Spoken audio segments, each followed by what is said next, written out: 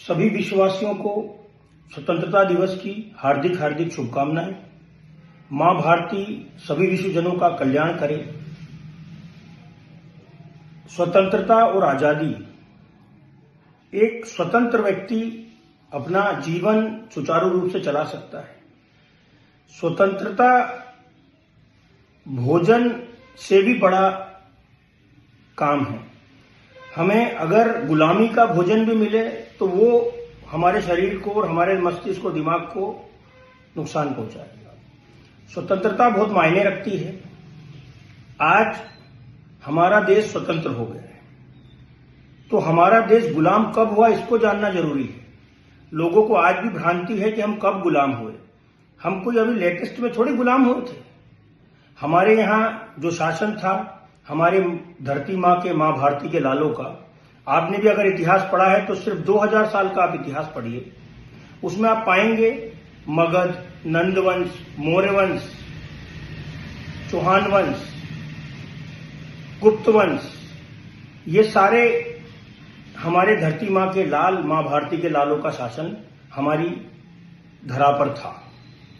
इसके बाद आक्रांताओं का आक्रमण करना शुरू हुआ और आक्रांताओं ने लगभग 1000 साल पहले आक्रमण करना शुरू किया। इन आक्रांताओं में गुलाम वंश, खिलजी वंश, तुगलक वंश, लोधी वंश, मुगल वंश, इन सब लोगों ने भारत पर आक्रमण करके शासन करना चालू करा। तो हमारी जो गुलामी की दास्तां है वो 1000 साल पुरानी है। फिर बीच में ईस्ट इंडिया कंपनी का गठन हुआ, जिसमें ब्रिटिशर्स आए, अंग्रेज आए, विक्टोरिया शासन चला।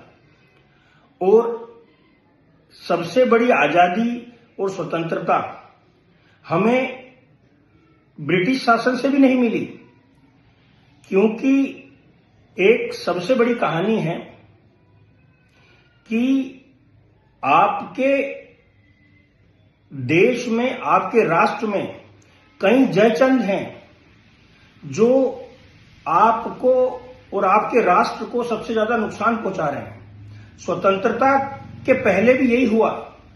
कुछ जयचंद, कुछ जाहिल लोग जिन्होंने हमारे राष्ट्र को तोड़ा और हमारे राष्ट्र का विभाजन किया गया। तो हमें स्वतंत्रता उस विभाजन के बाद मिली। तो ये स्वतंत्रता हमें 1000 साल पुरानी दास्तान के बाद मिली है और हम सौभाग्यशाली हैं इस युवा पीढ़ी की। हम इस स्वतंत्रता के माहौल में जीवन जी रहे हैं। कैसे हमारे पूर्वज स्वतंत्रता के लिए तरस गए और उन्होंने अपने प्राणों की आहुति दी। इन आहुतियों में मैं कुछ नाम लेना चाहूंगा। अगर मैं उनका